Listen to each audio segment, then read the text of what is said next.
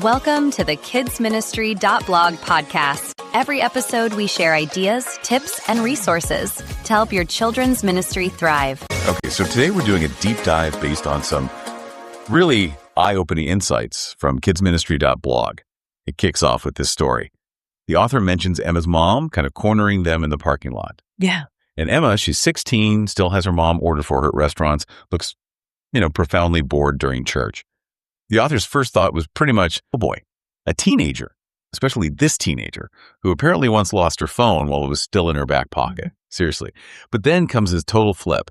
Later, the author sees Emma with the little kids, actually down on their level, laughing, completely into it. And it just shattered what they called their own stupid assumption about teens. Emma wasn't who they thought. And that realization really sets up our whole discussion today. How our assumptions can blind us to, amazing resources right under our noses. Yeah, it's such a powerful example of how bias just shuts down possibilities before they even start. The author flat out admits they never thought of asking teens to volunteer. Why? Because they just assumed teens had, quote, better stuff to do, sleep, friends, whatever, and it was just completely wrong. Completely. And it connects to this bigger thing, right? We overlook people based on these ideas we have. Their youth pastor even said half his kids are desperate to do something meaningful. They want to help, but they think they're too young or nobody actually wants their help. That's a huge disconnect, a massive missed opportunity just sitting there. So they are desperate to do something meaningful. That's a huge piece. So, okay, the assumption's busted. How do they actually get these eager teens involved? What was the key? Well, it boiled down to what the blog calls the invitation thing. It's interesting. Adults might see a sign-up sheet and just step up. Teens, not so much. They almost always need a personal ask. Forget the general announcement in the bulletin. The magic words were, hey, I thought of you for this. I think you'd be perfect for it. That personal validation, that changes everything. That makes so much sense, feeling seen, right? And this flies in the face of another assumption, too, the idea that teens would, hate training sessions, dread them. What actually happened there? Completely the opposite. Turns out they loved it. They didn't just tolerate training, they actively engaged. They took notes, asked questions. It seems they were actually relieved to get clear expectations. So the myth of teens wanting to just, wing it, busted. They want to know what they're doing. They want to be competent. Okay, so a personal invite gets them in. Clear training helps them feel ready. But then there was this other snag, the standing around problem.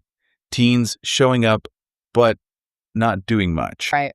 Just showing up isn't enough. They needed really specific roles, not just a vague, hey, can you help out? It had to be, can you run the craft table? Or you're on check-in today. Specific tasks.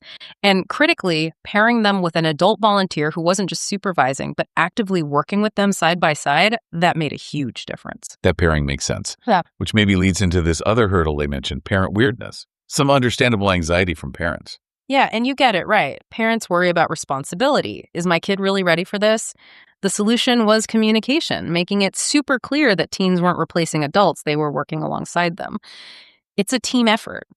And familiarity helped too. Parents were generally more comfortable if they already knew the team from church or the youth group. Less unknown, less worry. Okay, so overcoming assumptions, personal invites, clear roles, supportive pairing, addressing parent concerns. When all that clicked, what was the real payoff for the teens? What got them genuinely excited? Was it volunteer hours for college? Nope, not the main thing. Anyway, those are bonuses, sure. But the real motivator, it was feeling needed and seeing kids light up. That direct impact. The blog gives this great example. A 7-year-old named Jake running up every single Sunday asking, is Chloe going to help with crafts today? That's the stuff. Feeling like they matter, making that connection, that's what keeps them coming back. It's about feeling important. Feeling important and making a real connection. That's powerful. And let's not forget the practical skills they bring. The author mentioned surprises there too. Absolutely. The skills that surprised me section was fantastic. Technology, they're naturals. Figuring out a clunky check-in system in 2 minutes flat. Their energy levels are often a perfect match for kids, way more than some adults, let's be honest. Plus creativity for games, knowing the songs kids like, understanding the culture. They're just plugged in a way adults often aren't. But, there also have to be clear responsibility boundaries. Teens are amazing with crafts, games, setup, music. But things like serious behavior issues, handling upset parents, safety protocols, that still needs direct adult oversight. Clear lines keep everyone safe and comfortable.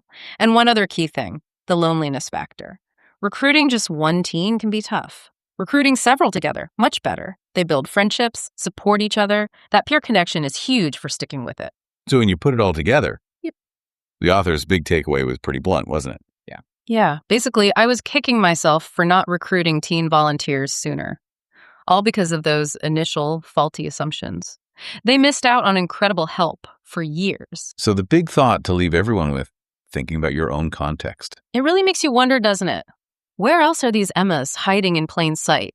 In our churches, our communities, maybe even our workplaces. What amazing potential are we overlooking simply because we haven't challenged our own assumptions? Or maybe just because we haven't made that direct, personal invitation yet. Something important to think about. Thanks for listening. To find more ideas, tips, and resources, go to kidsministry.blog. We'll see you next time.